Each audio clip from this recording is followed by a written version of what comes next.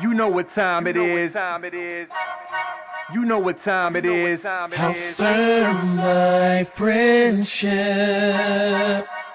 Oh, you know what time it is. Roll with them boys of the fall. You know what time it is. On the ground with a nose for the ball. You know what time it is. Blood, sweat, and them tears for this game. Leaving it all out on the field with no fear for you lames. And it's Buckeyes by a billion. We in the building with over 100,000.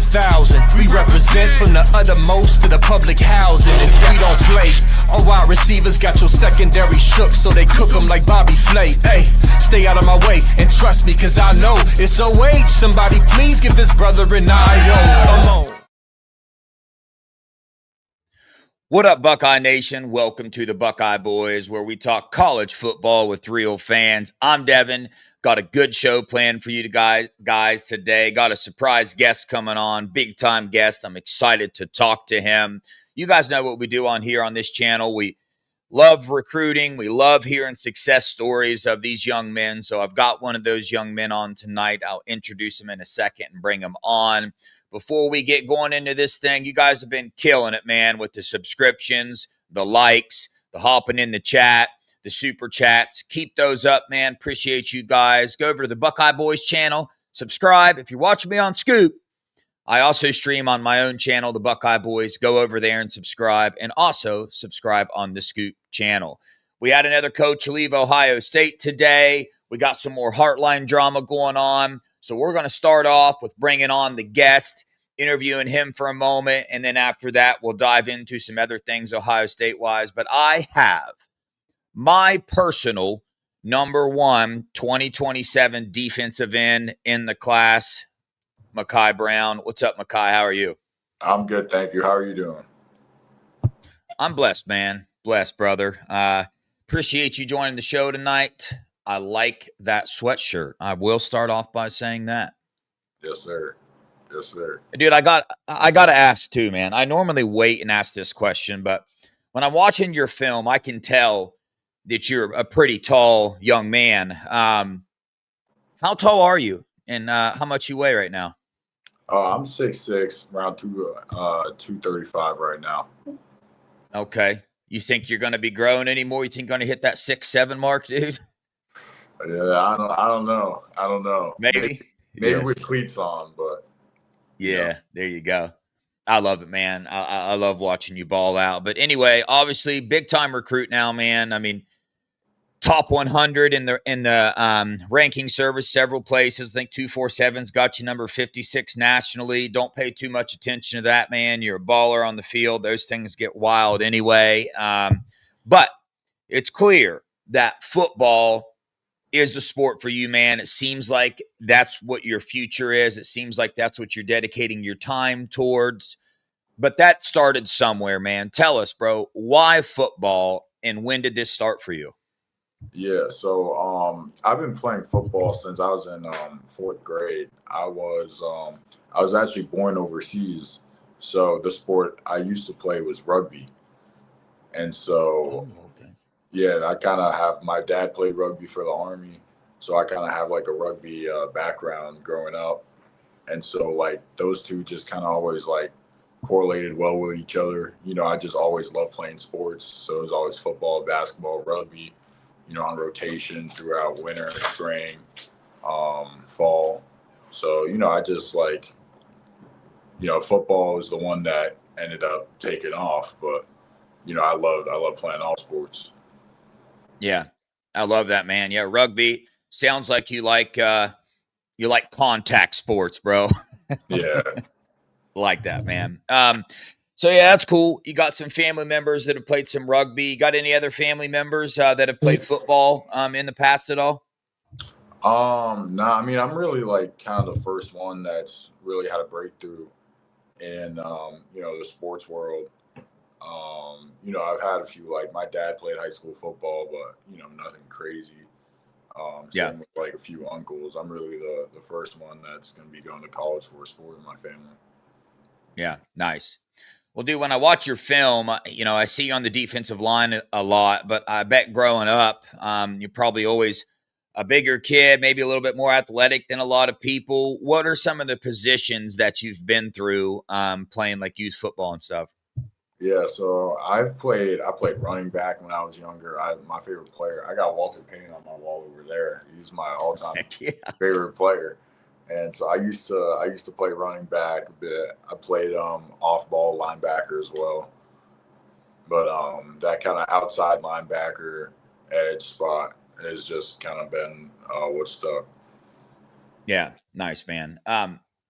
What is it about football that intrigues you? What is your mindset when you're on the field, when you're playing defensive end? Like, a lot of people, they love just, shoving people around. They take anger out. Some people, it's the competitive side of it. Hey, we just want to win. But walk us through your mindset, man, when you're on the field as a defensive end. I think it's all about like finesse and just like toughness. Like Yeah. going back to like playing other sports. Like I kind of see it as if I'm hitting a crossover to do a move or something. I kind of Yeah. see that finesse style, and so just bringing like my overall athleticism to the game as well as toughness through like the tackling. Like I think I'm one of the best tacklers in the country when it comes to Yeah. just like pure going down the field anywhere and just bringing a guy down. I don't think there's many people who do it better than me. So I think those two aspects are really what I do in my position. I love that, man. Dude, so I've interviewed a lot of Ohio State players, a lot of top recruits around the nation, and I've noticed a pattern, man, because normally when I interview somebody, at a later date, I interview them again. Sometimes their parents come on, but the pattern I've always noticed is that these recruits that seem to have a lot of success on the football field, they also have a lot of success off the football field. And a lot of that is determined by the people that they surround themselves with. Like a lot of the recruits I talk to have super supportive parents, really good coaches, things like that. So walk us through your support group, man. Who do you really rely on now for all things that are attributed to this walk you're on now? Because it's not just about football.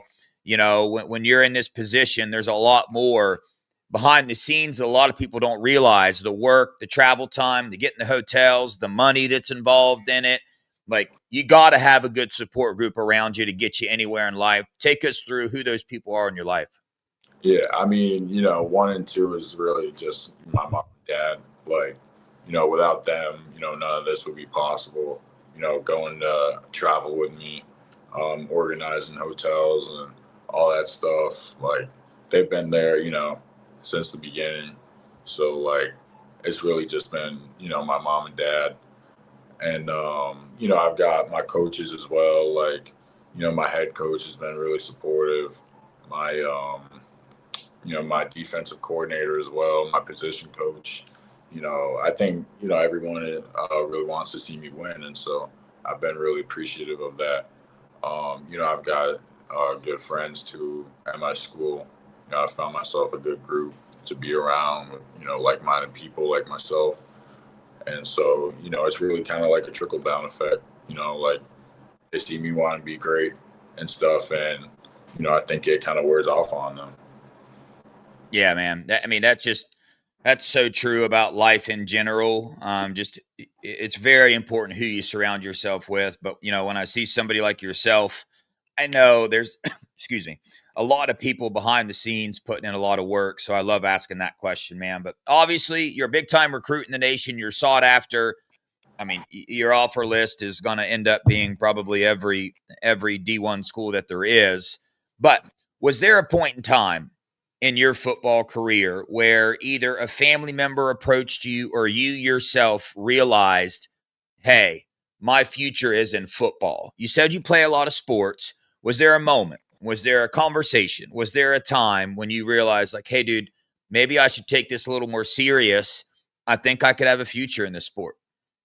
Yeah, I think I'd say when I got my first offer, that was when it kind of like really hit, because like I think I could have, really like the other sports as well had a good future in. But I think, when that first offer came by, it was like, all right, this is my thing now.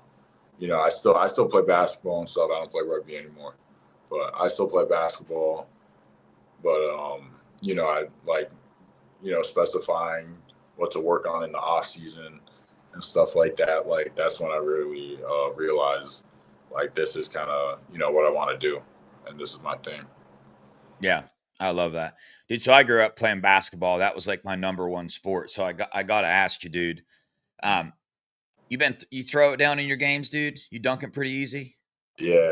I got I all. love it, bro. Yeah. Dude, I got to see some basketball highlights, man. Is there somewhere? Are they on YouTube at all? Can I type in Mai Brown basketball highlights? Yeah, you probably can. I have a few posted on my Twitter.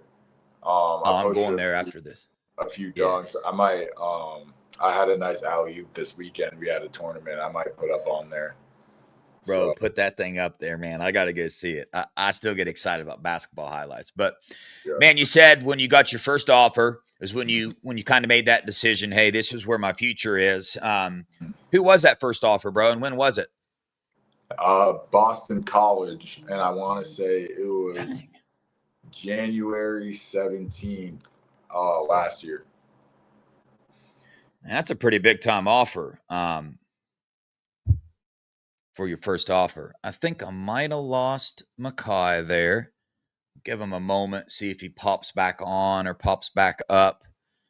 I think a lot of the time these recruits do it from their phone, and if they get like a phone call during it, I think it kicks them off. Mai, I don't know if you can hear me, but we can no longer see you and we can no longer hear you. You might, if you're having trouble, maybe just, oh, there you are, back in the game. Did you get a phone call, bro? That's normally what happens. Hey, sorry. I think it cut out for a second. I just got a call. That's what I knew it. That's what I was telling people. I said normally. I'm not sure why I can't hear you right now. Oh, okay. So I'm trying to tell him what to do, and he can't even hear me. Maybe go out and come back in. Yeah, I still can't hear anything right now. Okay. Exit out. Go out and then come back in. Leave? Yeah, and then come back. I got to text him now. Sorry, guys.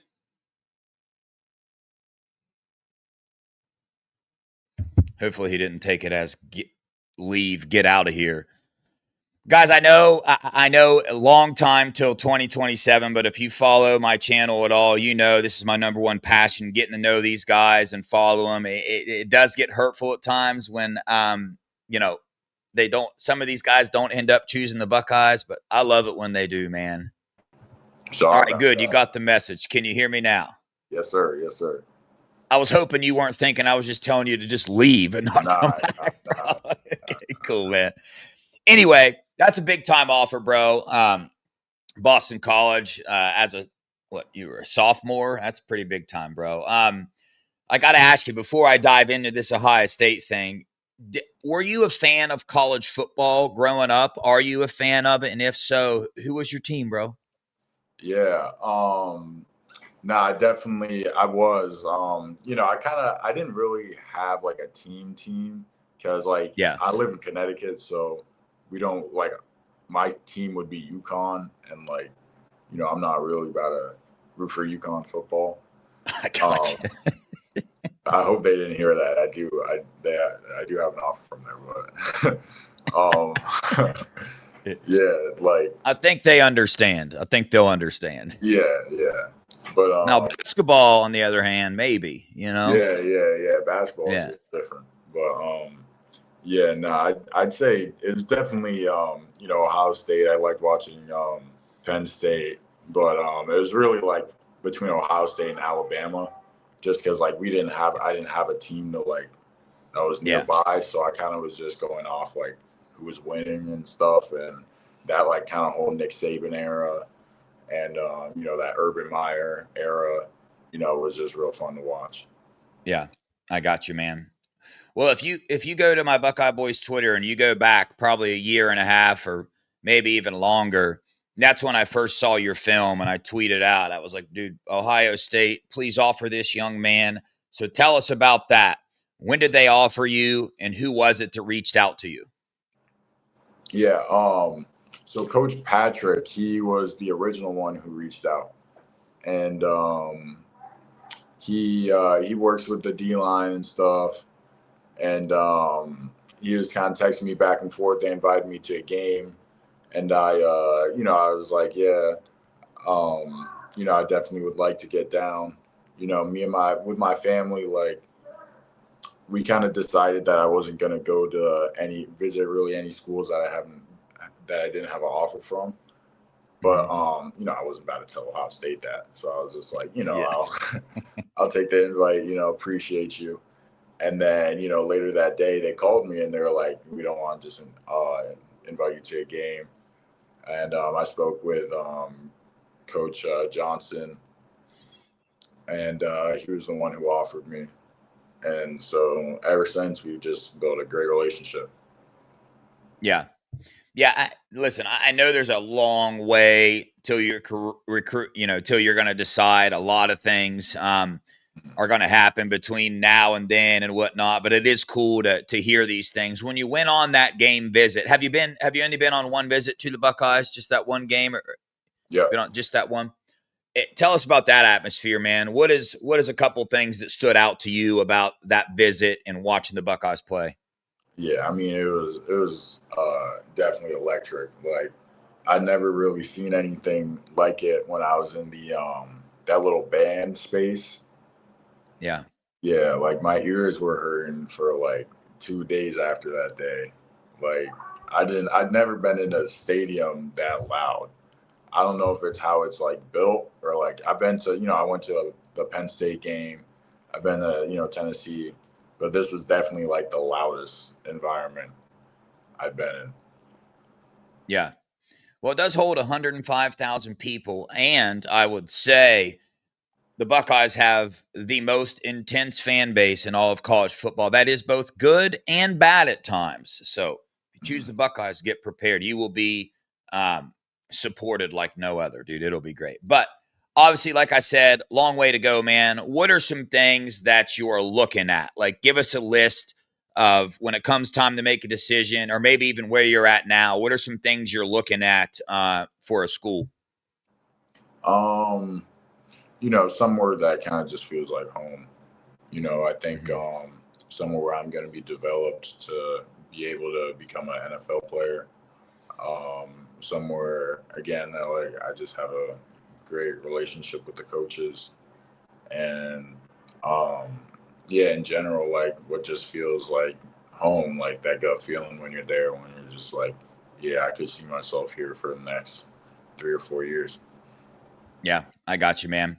Well, like I've said before, I'll say it again, though. I know you got a long time to go. A lot of things will change. But as of right now in your recruitment, man, what are some teams that are really reaching out to you and seem to be recruiting you the hardest at the moment? I would say like Ohio State for sure. Tennessee as well. USC, Indiana, Georgia, who else? Texas A&M. Those are really the kind of like the big front runners for sure. Yeah, I got you, man. When you talk, you and your family, obviously, I know things can change, but do you guys have any idea? Are you one that you want to wait and see? You don't know when you're going to commit, or would you like to get it done sooner or a little later? Any ideas yet at all? I think we're kind of in the headspace of kind of really evaluating everything before making a decision. We don't want to make a decision too early, especially with how crazy the college football scene has been. And so we're kind of looking to take all the official visits first and then make the decision. Nice, man. Good stuff, bro. Well, dude, I ask this question to everybody. This is my final question, and I'll get you out of here. This is the most important one. It's what everybody in the chat, this is what they want to know. This is a big-time pressure question. Sorry about this.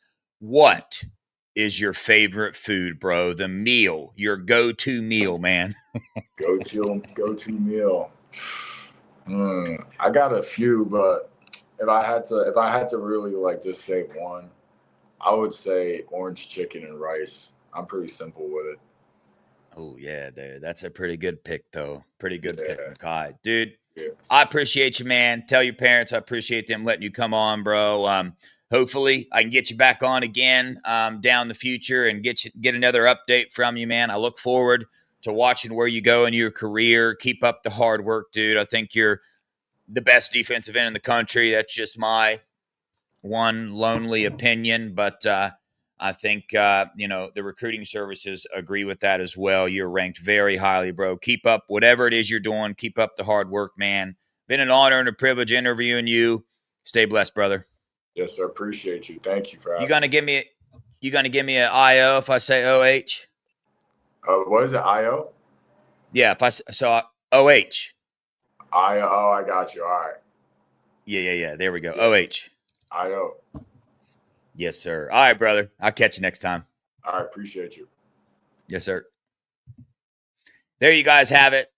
Mai Brown, 6'6", 240-pound defensive end out of Greenwich County, Connecticut. Dude, my favorite defensive end in the class so far. I've watched a lot of their films. This dude has potential out of this world. Long, lengthy, really good tackler. The Buckeyes are really in on him. Obviously, we know there's a long way to go in the recruiting process. We know how crazy it gets, but I will always be doing this. I know you guys have been with me down the ride of having recruits on. I mean, just this past one, Braylon Womack, the receiver flipped from us as well. But I love building these relationships with these guys. There's been a few that I have interviewed. This Devin Sanchez's, the Riley Pettijohns, end up Buckeyes, man. I absolutely love it. So I'll keep doing that. But moving on, man. Buckeyes in the playoffs, going to be playing Texas A&M or Miami. The Big Ten championship lost, hurts, it stings. But had an interesting conversation today with you can't get any closer to the team than this. I'll leave it at that. And asked a few questions, man, about the headspace of some of these players, where we at now, and this is what I will say. I will say, thank you, Indiana. Thank you very much. I appreciate you doing this to this team. I appreciate you lighting a fire. I appreciate all their fans and what they are saying right now. I appreciate what some of their players said after the game. I love that you're having your moment. I love that you have fed this team now, because I will tell you that these players, these Buckeyes, are pissed. They are pissed in a good way, man. And that's what I wanted to hear. So I loved hearing that. But there's still going to be some things going on, man. It's the end of the season.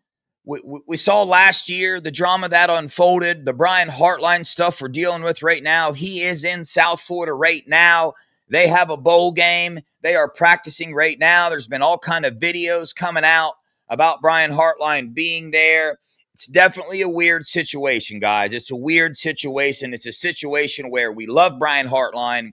He's done so much for this program, but he is now the head coach at another program. And that's the popular topic right now is, what's up with this Brian Hartline thing? Is he staying? Is he coming back? Is he leaving? What's going on? Is it going to help us? Is he distraction? Is he not?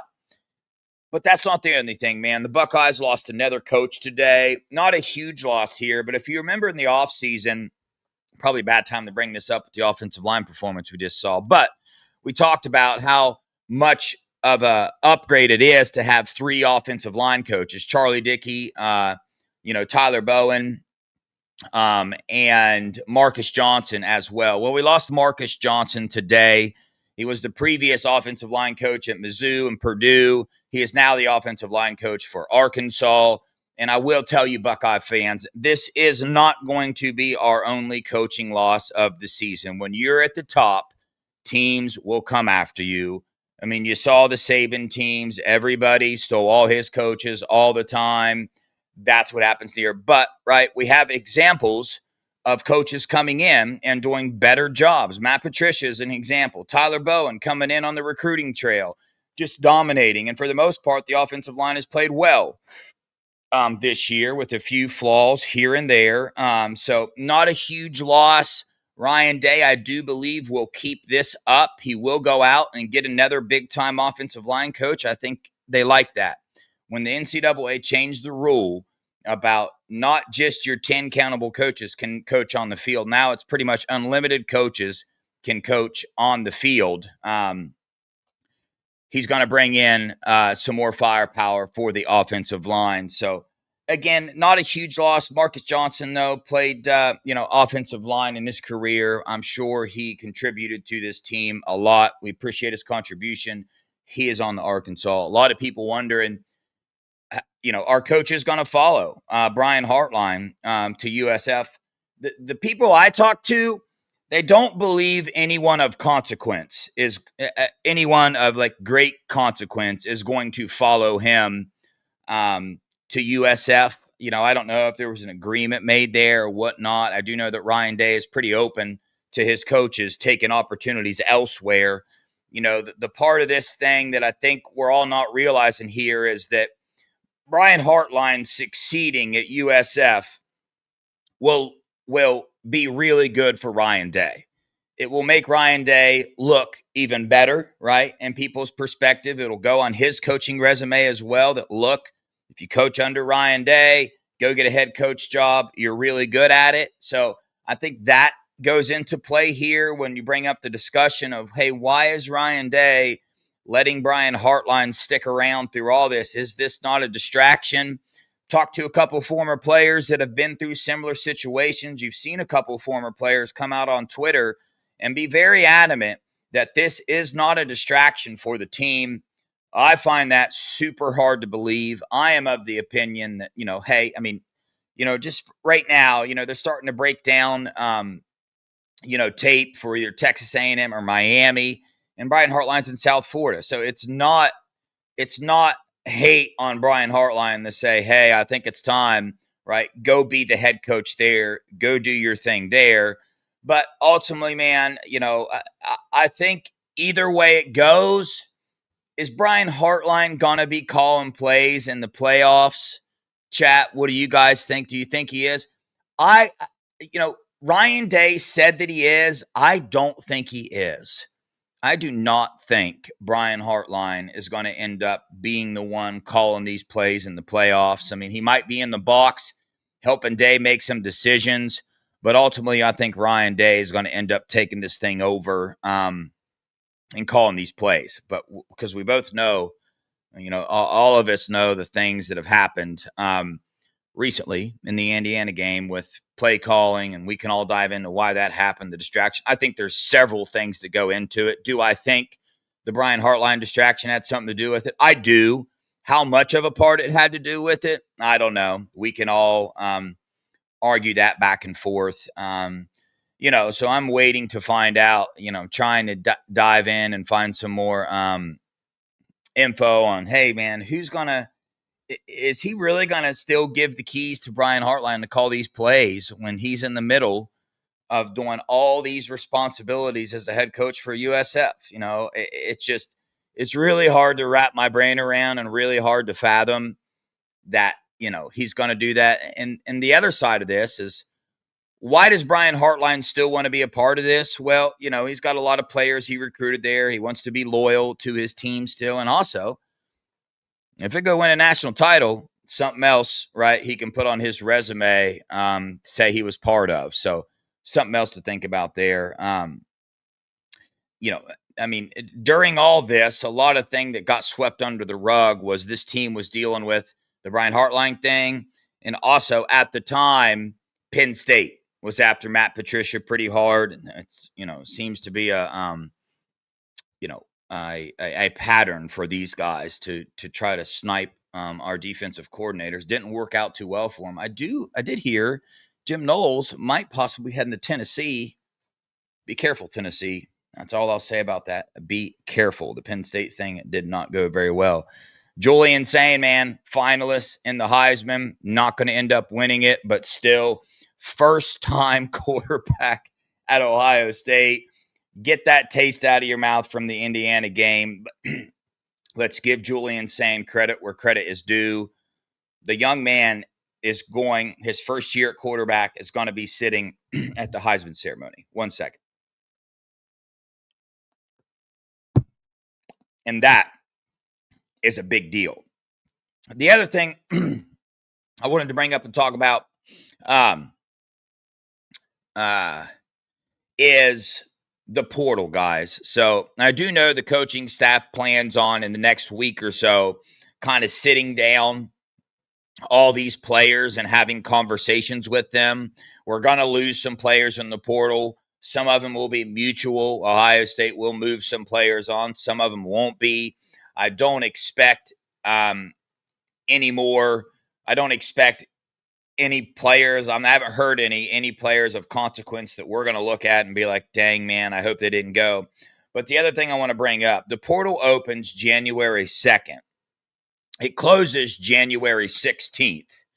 And the national title is January 19th, right? So I bring this up again to just talk about how insane this is that the NCAA is actually going to do this. Because not only that, let's say you're in the national title game. Let's say the Buckeyes make it there. After that game, the players on those two teams have the option of entering the portal for 5 more days after that game. But the portal was closed, right, for the Buckeyes to be able to go make any moves and get players off of any other team because it closes on the 16th, except for the 2 teams that were in the national title. So it's just one of those things you look at. It's one of those, I don't know if the NCAA is trying to balance out this football thing and say, hey, we want different teams in the national title. So let's make sure these 2 guys, they can lose players but not fill any in. I think that's why you see the bigger class for the Buckeyes this year in recruiting. Matter of fact, I know that's why. Ryan Day said that. You see the numbers jumping up. You see them getting some, walk-ons. Amir Miller, I think, 3-star safety out of the state of Ohio, signed in this class as well as a preferred walk-on who end up getting a scholarship in some way, I do believe. But you see them doing that because they have to make sure they have the numbers now. But this week is crucial for the Buckeyes because they're going to be sitting down. They're having conversation with these players, right? Because it is crucial now more than ever that they sit down, have an honest conversation with these players, and the players be honest back with them. Because if they are not, it'll put this team in a really big dilemma, right? So this week, we'll see what shakes out. I'm sure we'll have some intel coming out of that. But within the next 10 days before this playoff game, these Buckeyes, they're sitting down, they're having these conversations. And what they're trying to do is get an idea of, hey, what do we need in the portal? In order to do that, they need to know who on this team is leaving. So they're going to sit down. They're going to have those conversations with these players this week, talk about the money, talk about whatever it else is these players want to talk about and get that figured out.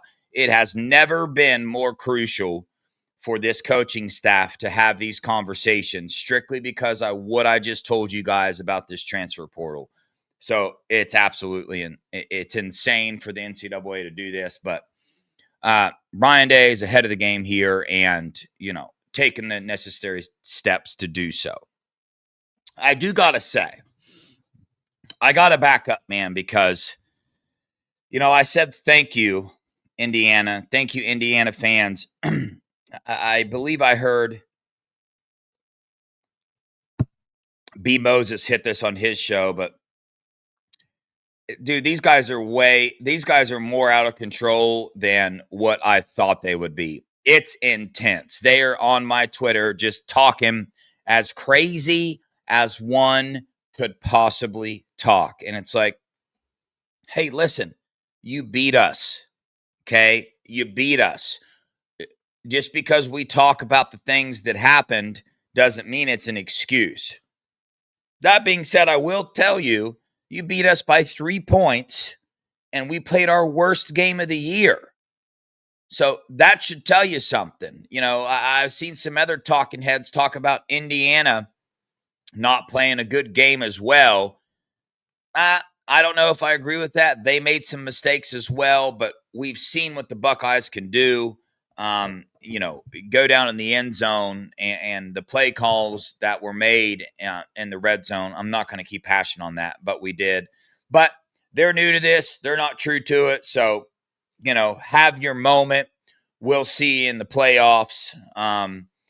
Hopefully we get another rematch with you, and we'll see what happens then, guys. But that is about it for me. I will be at the Cotton Bowl, probably going with Nevada and the Scoop family. So that is going to be a heck of a good time. Got Mello coming on, joining me again tomorrow. So I don't know what we're going to talk about. Mello hasn't got the opportunity to talk about his emotions on this Indiana game. So I'm sure we'll have that conversation. We'll dive into it a little bit more. This should be a good show, man. If you guys missed Mello, make sure you tune in tomorrow. But appreciate you guys. Got to check this out. Thank you so much, Christopher, for becoming a YouTube member. My dude. Thank you, brother. Doodah Man, member for a year. Dev, always like to see you do these interviews. Appreciate that, man. I appreciate that. I love doing them. I always will do them. They don't get a lot of views on YouTube. I know a lot of people aren't into them during the season, during the playoffs. I get that. That's okay. I love doing it. I'll always do it. Builds relationships. Get to know these guys a little more. I love it. So on that note, y'all, I appreciate you guys for joining. Do not forget, hit that like button, hit that subscribe button on both channels as well. Appreciate all the support you guys give us on the Scoop. Go over on the Apple podcast, give us a like over there. And if you are not part of the Scoop message board, I would suggest getting over there, man. Big old family, a lot of stuff going on right now. There's going to be a lot of intel coming out on this playoff run, what we're doing to plan for this game. And we will dive in to a couple of these teams, Texas A&M, Miami. Which one are we going to see? We'll dive into that a little bit this week, talk about which one we would rather see, dive into all kind of things. You know what we do here on the Buckeye Boys show. On that note, guys, appreciate you for joining. Appreciate you for watching. God bless y'all. Love you guys. Go Buckeyes. OH.